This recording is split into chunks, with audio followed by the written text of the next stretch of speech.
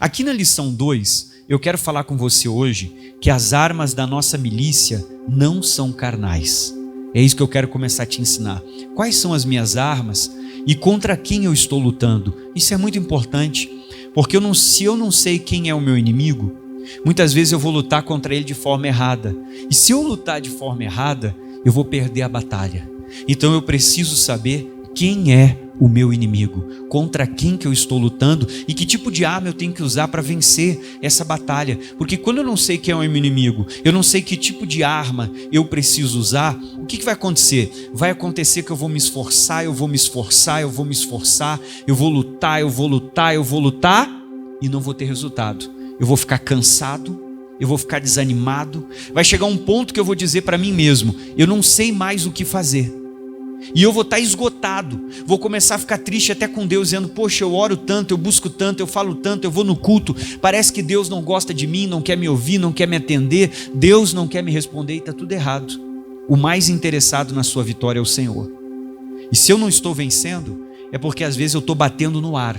E se você ficar dando soco no ar, vai chegar uma hora que você vai estar sem energia para lutar. Eu tenho que saber quem é o meu inimigo. Hoje, nessa lição do Destruindo as Fortalezas, é a 2. Eu vou falar que as armas da nossa milícia, elas não são humanas. Elas não são naturais. As nossas armas são espirituais. Você precisa entender o que Jesus fez e o que Ele deixou à sua disposição para vencer essa batalha. Eu não sei como que você entrou aqui, o que você está enfrentando, o que você está passando, mas o que eu sei, o que a Bíblia diz, é que todas as ferramentas que você precisa para vencer essa luta, Deus já disponibilizou para você. E você precisa usar essas ferramentas. Vamos começar? Quando eu ler, você lê. Quando eu parar de ler, eu quero que você pare comigo. Número 2. As armas da nossa milícia, elas não são o quê? Carnais. Vamos lá? Nessa lição, vamos entender que as nossas armas não são humanas, mas sim as nossas armas são o quê? Espirituais. Porque, segundo aos Coríntios 10:4, leia comigo o versículo. Porque as armas da nossa milícia não são carnais, mas sim poderosas em Deus. Para quê, pessoal? Para a destruição das fortalezas. Então Deus nos deu armas poderosas para a gente vencer essas fortalezas, aquilo que o diabo construiu na mente, na alma, no entendimento que está impregnado dentro da pessoa. Sabe que tem pessoa que tem a mente fechada? Você tenta explicar, você tenta falar, você fala, mas parece que aquilo que você fala não entra, a pessoa não entende aquilo, não compreende, ela não muda, porque o inimigo cegou aquela pessoa. Isso precisa ser quebrado. Muitas vezes nós estamos em Cristo, estamos na igreja, aceitamos Jesus, mas em algumas áreas da nossa vida o diabo ainda tem uma fortaleza, ele ainda domina a vida sentimental.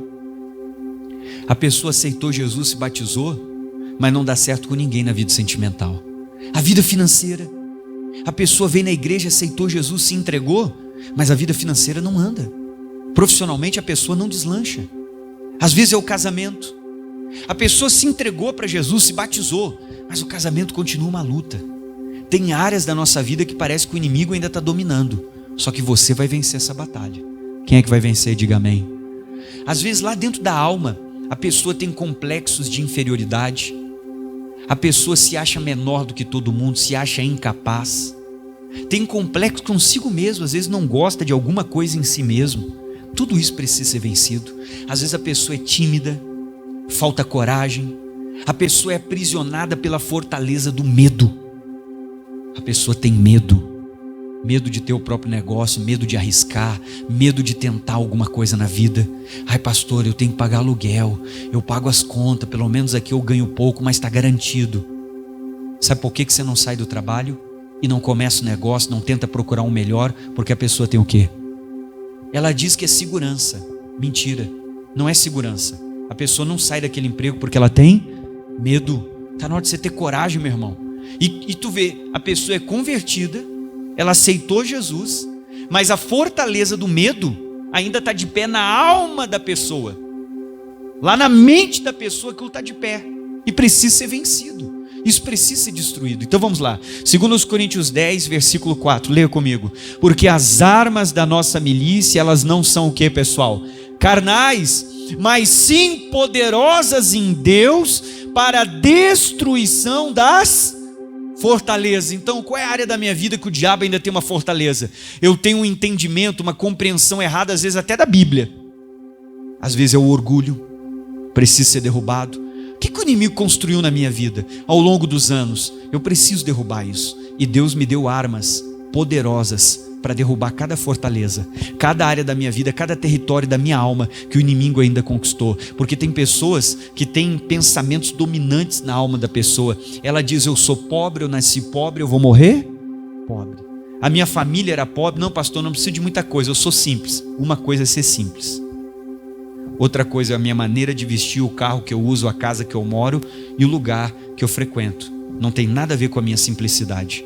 Simplicidade está dentro de você, não é na roupa que você usa. Amém?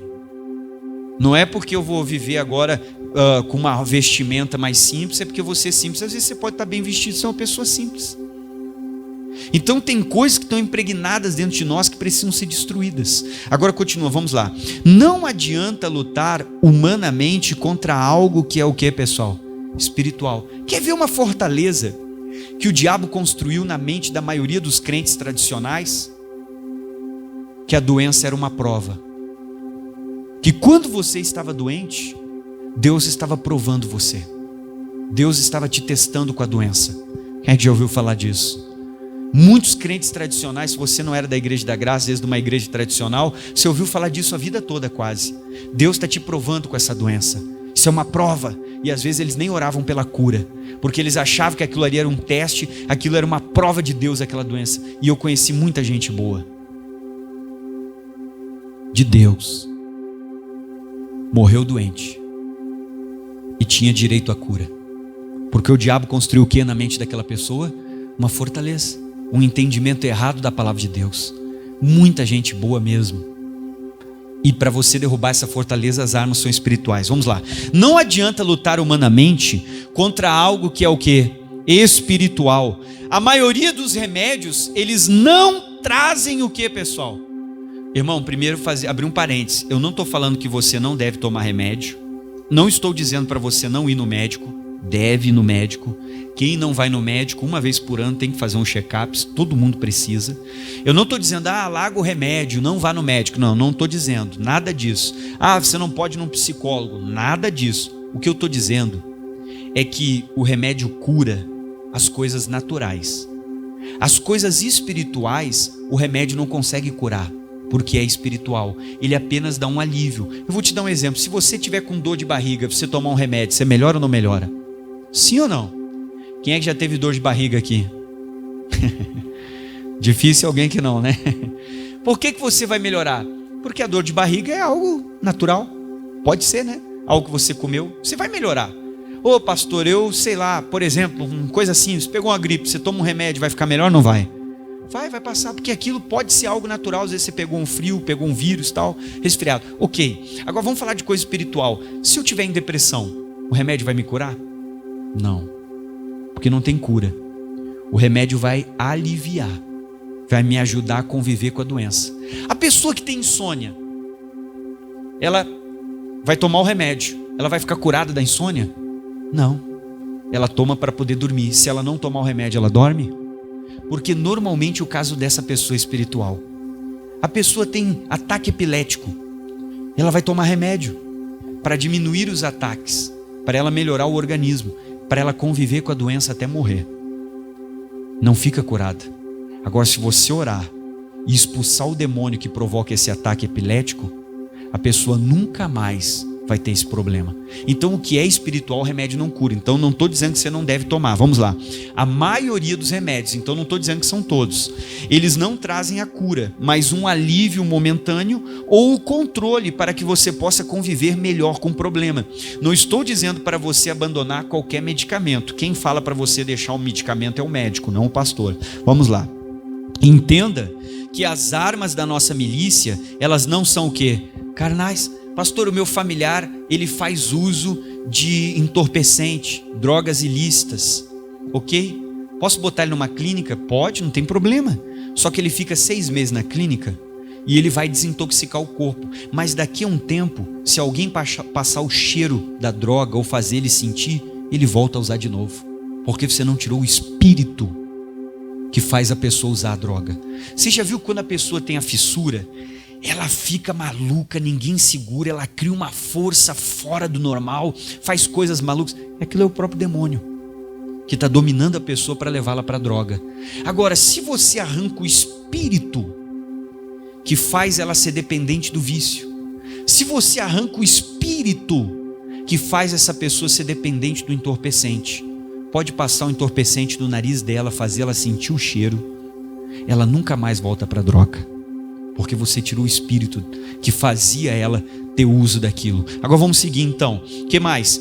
Então, o que eu coloquei para você? Entenda que as armas da nossa milícia não são carnais. Muitos que estão com pensamentos que não são bons, tentam se distrair para vencer esses pensamentos. Eles tentam se ocupar para ter o que, pessoal? Um alívio. Ou seja, estamos lutando humanamente contra aquilo que é espiritual. Por exemplo, pastor, eu estou com os pensamentos ruins, só pensando bobagem, meu Deus, não aguento isso aqui, o que eu vou fazer? Eu vou limpar a casa, eu vou lá na Joaquina dar uma conversada, tomar um chimarrão, vou caminhar no centro, eu sei lá, vou fazer, tudo bem, faça. Na hora que eu começo a me distrair, os pensamentos saem. O demônio cruza os braços, senta no sofá da tua casa e diz: vou só te esperar quando tu voltar. E daí quando tu volta para casa e vai dormir na cama, e daí não tem como distrair a cabeça, os pensamentos voltam.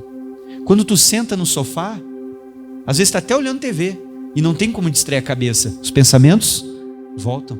Você notou? E vem uma voz que fala com a gente, parece que tem alguém falando contigo: olha a tua vida, parece que Deus não te ouve, Deus não te responde, olha o teu casamento, olha o jeito que te trataram, Deus não te ama, por que tu não morre? A vida aqui é um sofrimento, se você se matar o sofrimento acaba. Fica uma voz falando, isso é um demônio. Vamos lá, continua comigo, segue em frente. Então, o que ocorre é que no momento em que nos distraímos ou nos ocupamos, os pensamentos e até as emoções melhoram por um período. Contudo, ao pararmos e ficarmos sozinhos, ou até mesmo acompanhados por alguém, os pensamentos e emoções voltam. Você já percebeu que parece que aquele mal estava só lhe esperando? Parecia que estava esperando e tem hora marcada.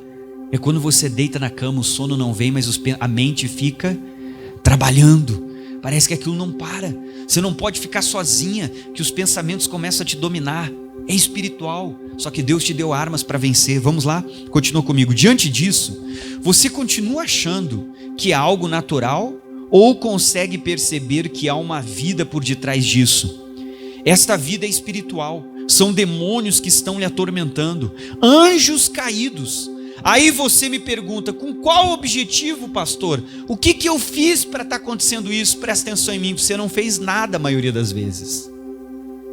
Algumas vezes você foi procurar o diabo numa terreira, deu a mão para a cigana, foi num centro espírita, numa casa de umbanda, foi ler carta, búzio. Às vezes você foi procurar ele, e às vezes você não fez nada. Pastor, não fiz nada, por que o diabo está me atacando? Primeiro, não esqueça, o diabo é teu adversário. Mesmo que você não faça nada, ele vai sempre lutar contra você. Por que ele vai lutar contra mim, pastor? Porque o diabo sabe que ele não tem mais chance de ser salvo. Não existe perdão para o Satanás. E ele sabe de onde ele caiu. De onde que o diabo caiu? Do céu. E ele sabe que você pode ir para o lugar maravilhoso, para onde ele nunca mais vai voltar. E ele sabe que ele já está condenado ao inferno, que o inferno foi criado para ele.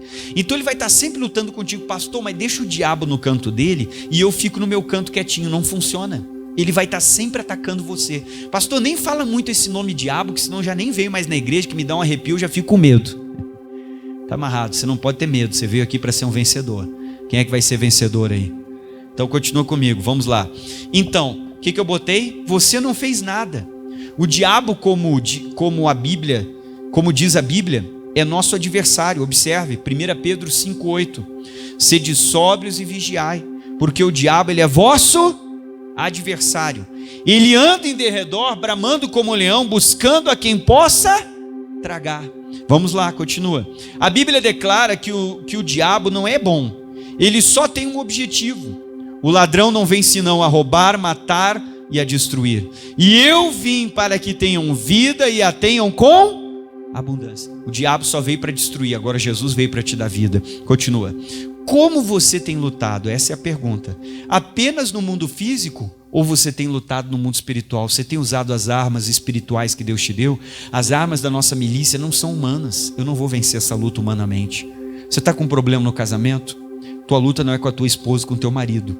É com o demônio que está na vida deles. Tu está com um problema com teu filho? Tua luta não é com teu filho.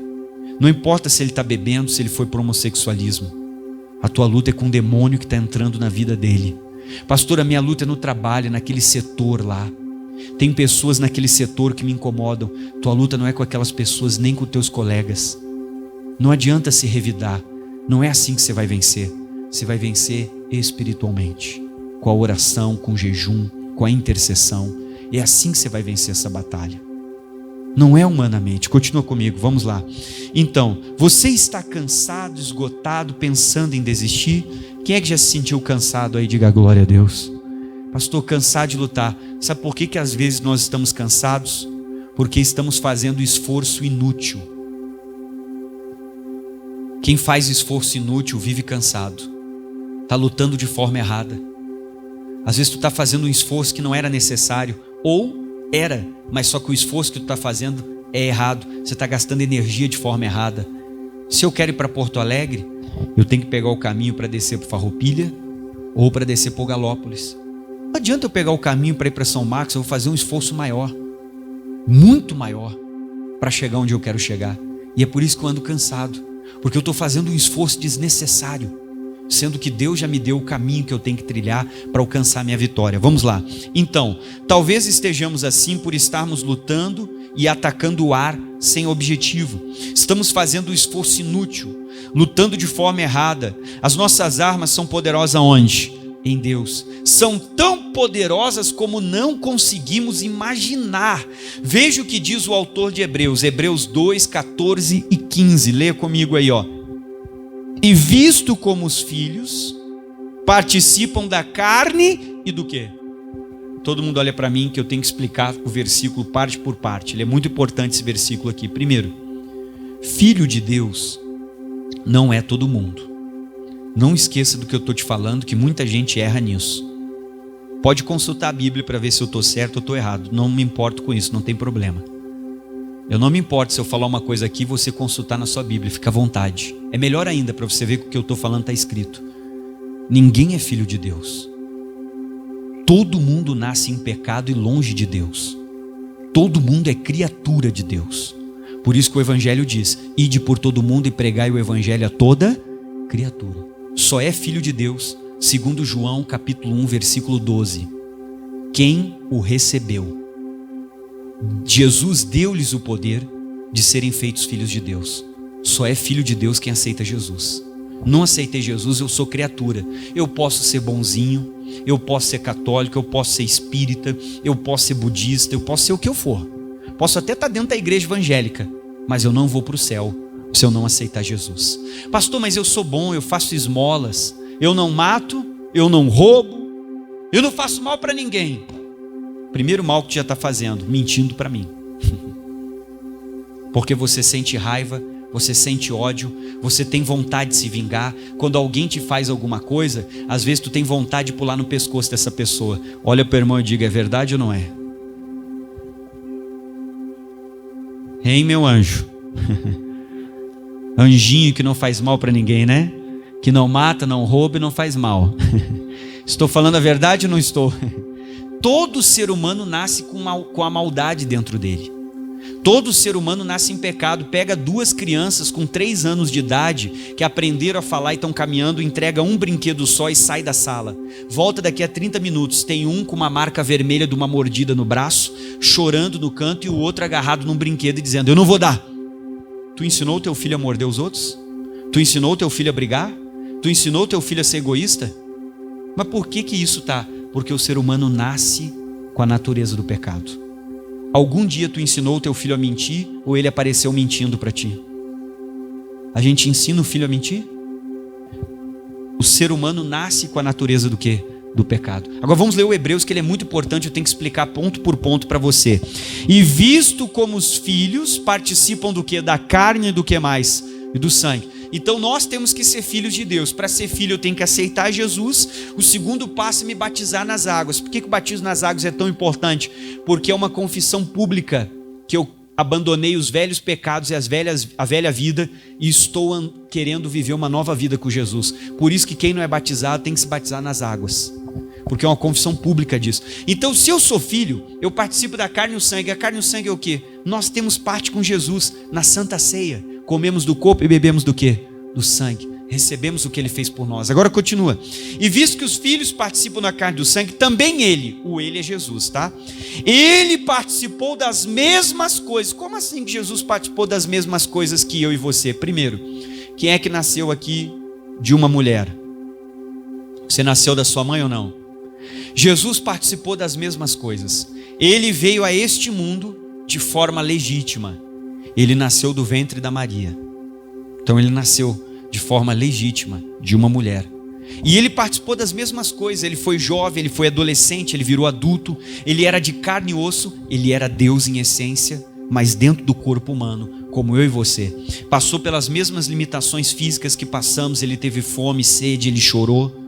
Ele passou por tudo que a gente passou. Então a Bíblia diz, ele passou pelas mesmas coisas. Ele foi tentado pelo diabo, e você sabe disso, muitas vezes, só que ele não pecou. Aí diz mais, vamos lá. E ele participou das mesmas coisas. Por que ele participou das mesmas coisas? Leia.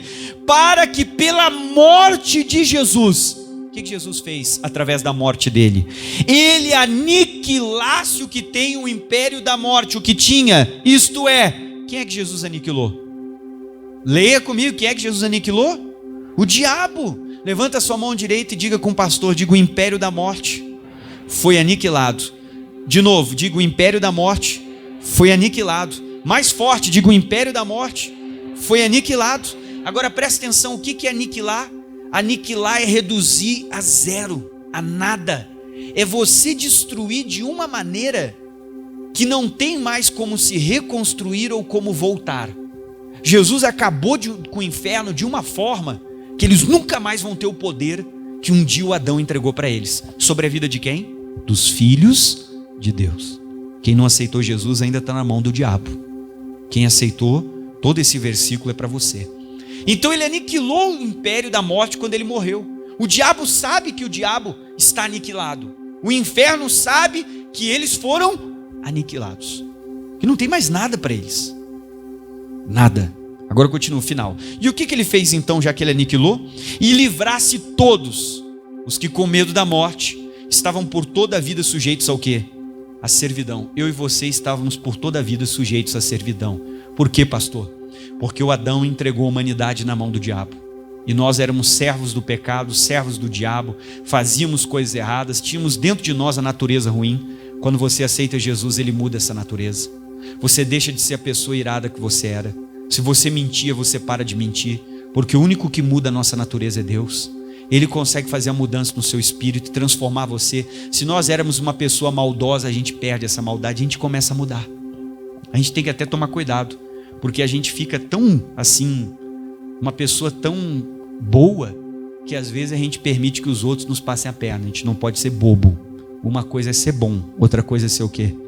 Bobo, né? Como crente a gente quer o bem de todo mundo e a gente não acredita que a pessoa vai ter maldade, porque a gente se converteu. Então há uma mudança completa na natureza. E o que diz? E ele livrou todos que estavam por toda a vida sujeitos ao quê? A servidão. Então se eu aceitei Jesus, olha o poder das armas da nossa milícia.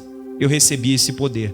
O inferno foi aniquilado, Deus me entregou o poder sobre o inferno. Quando ele ressuscita, ele diz, é-me dado todo o poder. Aonde?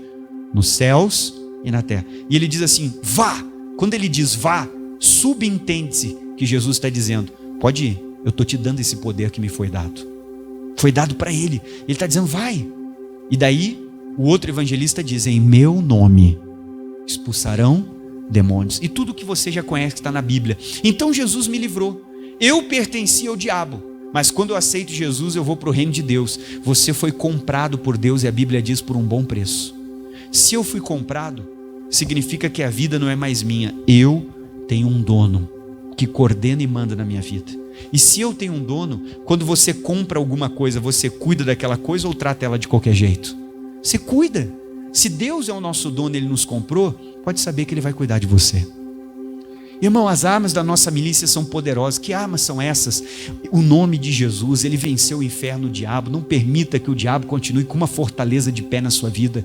Nessa noite você tem que botar o pé na porta e começar a derrubar tudo que o diabo tem de pé na sua vida. Vamos ler comigo, continua. Aí diz mais: o nosso Deus aniquilou o nosso inimigo.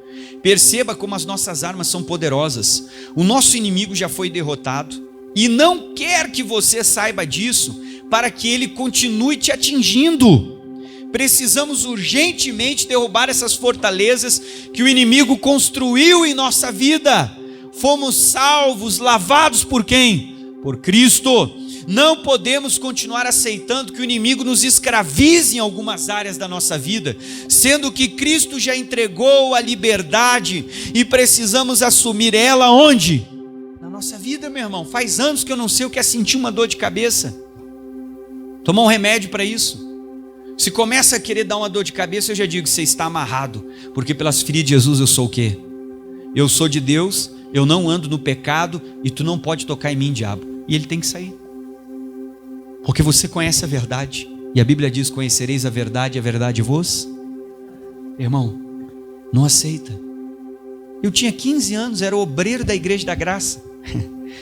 Começou a me dar uma dor no joelho. E eu comecei a aprender o poder que a palavra de Deus tem. E o poder de Deus está na palavra dele. Eu me lembro que eu estava indo trabalhar no culto da igreja, que eu era obreiro, era minha escala. Quando eu cheguei perto da porta, eu botei a mão no meu joelho e disse: Satanás, o que é de Deus maligno não toque, você não pode me tocar. Puxa, tirei a mão e desapareceu a dor, porque eu sei o que Jesus fez por mim. E quando você sabe o que Jesus fez por você, meu irmão, você não pode aceitar que o diabo continue de pé na sua vida. Qual o pecado que ainda domina você? Hoje é o dia de você se libertar desse pecado, ele nunca mais dominar você. Qual o vício que ainda domina a sua vida? Pensamentos ruins? Faça o que a Bíblia diz: resista ao diabo e ele fugirá de vós. Qual é a opressão que está na sua vida? Qual é a área da sua vida que você se sente oprimido? Hoje é o dia da sua liberdade. As armas da sua milícia são poderosas e Deus te deu elas, você tem que tomar posse hoje. Abra sua mão e diga assim, fecha ela e diga: eu tomo posse. Em nome de Jesus, bota no seu coração. Irmão, Deus já te deu todas as armas que você precisa para vencer esse demônio, para mandar embora esse mal do seu casamento e desfrutar o casamento que Deus prometeu. Que a bênção de Deus enriquece e não acrescenta. Resista. Sua luta não é com as pessoas, é com o demônio. Continua comigo, vamos lá. Então, vamos lá, finalzinho aqui, ó.